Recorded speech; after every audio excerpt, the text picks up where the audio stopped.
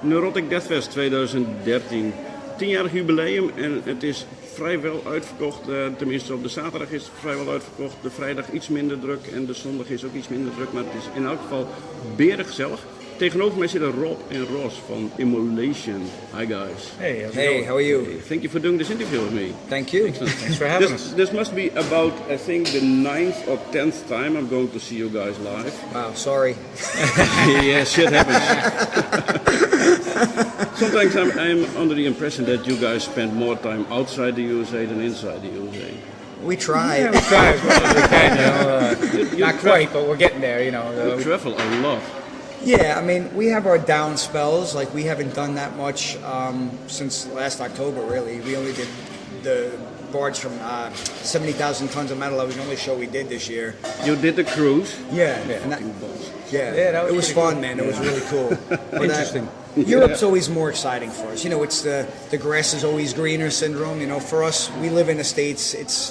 States is great. We love the people in the States and the shows, but there's something different about Europe that we like. You know what I'm saying? It's always more interesting for us. We have a lot of friends here. I mean, just at this fest alone, we know like so many people. So yeah, it's kind of like a homecoming. You know, you come back and just, you know, Europe in general has so much whole culture and history. Yeah, the it's vibe more here. exciting. for Yeah, us. I can imagine that when you're from the States and you visit different countries in Europe, sometimes you can get a culture shock. Sure. Because it's so different. Yeah. Absolutely. And every country you go to, depending if you go to the UK or you go to main countries in Europe, or you head over to Eastern Europe, or you go up to Scandinavia, it's all a little different. So it's cool, man. It's great. We love it. We love it. Yeah.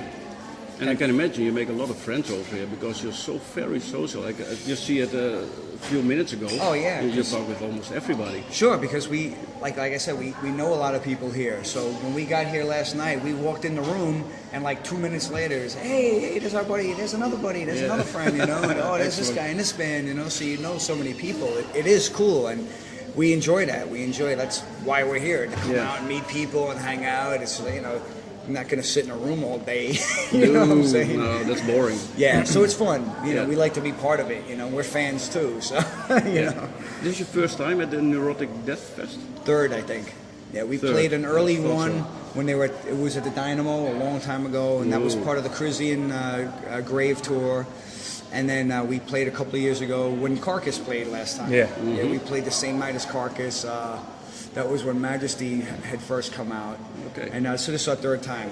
He's wanted us to come for the last couple of years, but you know, it was never like good timing, or just we felt like we should kind of wait another year because, you know, we don't want to do it every year. It would get boring to the fans, you know. So when he said, this is going to be our 10th anniversary, we were like, okay, that's cool, because we have a 25-year anniversary, they have a 10-year anniversary, so perfect.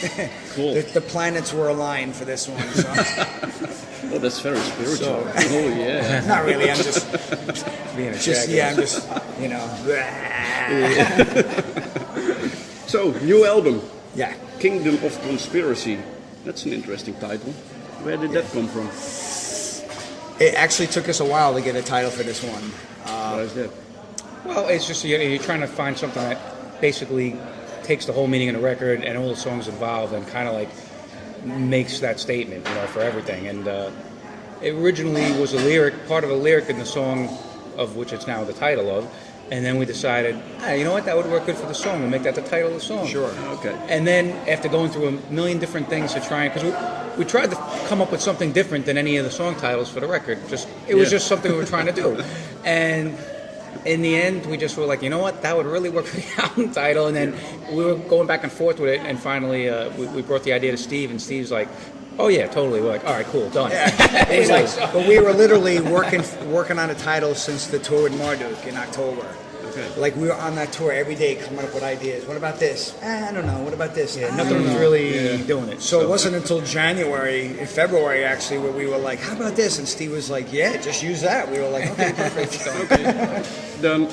But it really, I think it really captures what's going on lyrically, you know, in the record, which talks about the world today. And, you know, we've always kind of focused on the darker side of humanity, you know, whether it's in a religious context or just a social context. So that's kind of where the album goes, you know, but it talks about, I think, the world in general, what's happening in the world today, whether, you know, not so much political, but there are undertones of politics in there. We're not a political band, so I don't want that to be our main focus. But Something like the bombing in Boston, you could use that as inspiration? well, I mean, I think that just plays into this darker side of humanity in general. But yeah, it just talks about, you know, specifically what's happening in Europe with the economic failures, what's happening in the United States. There's so many very negative things happening all across the world right now that it's hard not to, like, kind of, you know, get influenced by that in some way. You know what I'm saying? And a lot of stuff is, you know, is kind of under the radar. So a lot of people don't notice what's happening, you know, whether it's political or social. Because a lot of this stuff is kind of kept out of the mainstream media, so you really don't see it, and that's intentional, you know what I'm saying? So we kind of like honed in on a lot of these things and kind of, you know, wrote the album about that. So when you talk about conspiracy, it's not like, Steve put it very well, he's like, it's not like a who shot JFK kind of conspiracy idea, it's not that at all. The conspiracies we're talking about are things that are really happening, because every day, and it's a fact, every day people do conspire to do negative things. Absolutely. For greed or profit or you know, or just to excel themselves, you know. So that's what the album is about, and it's about everybody, our complacency in allowing this to happen and choosing not to look at it and choosing to look the other way. So that's kind of what the album's about. So it's a little bit deeper than a lot of our past records. So the world isn't a happy place? The world is never a happy place.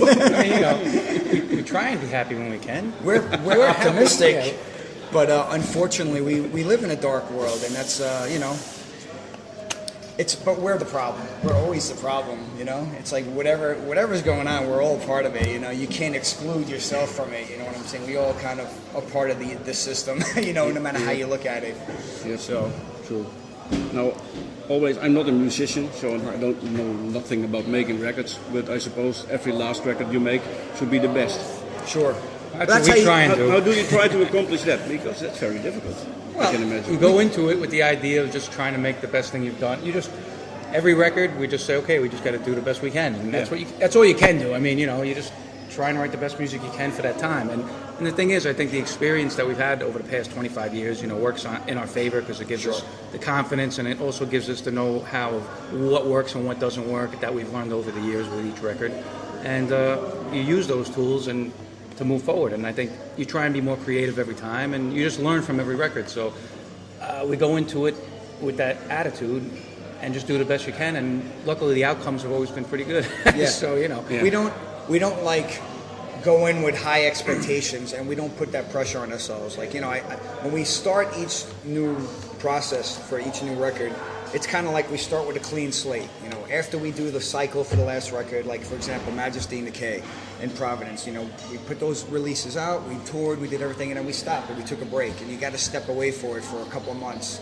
We don't play, we don't even touch our instruments. We just kind of separate ourselves. This way, when you come back and it's time to, you know, really focus on new material, you have a clean head. You're in a clean head space, and you have no baggage from the last release, and you kind of start fresh. And I think that really works in our favor, because it doesn't become like a job, you know. It doesn't become like something you have to do, because we've always done this because we enjoy it. It's a fun thing. So I think to separate yourself from it for a period of time and then come back to it helps you, you know, get reacclimated with why you're doing it, you know. And I think that's why everything sounds different and fresh each time we do it, you know? So sort of take every time a sort of sabbatical from Immolation. Absolutely, you have Totally. to. It's like you come home and that's it. You go back to work, and you're not thinking about the band or anything. You're just doing your thing, and then once that time comes, then you get to it. And then when you get back to it, that's when you're just like, all right, you know. Then you're hungry for it, you know. And then you just kind of get into it and go for it.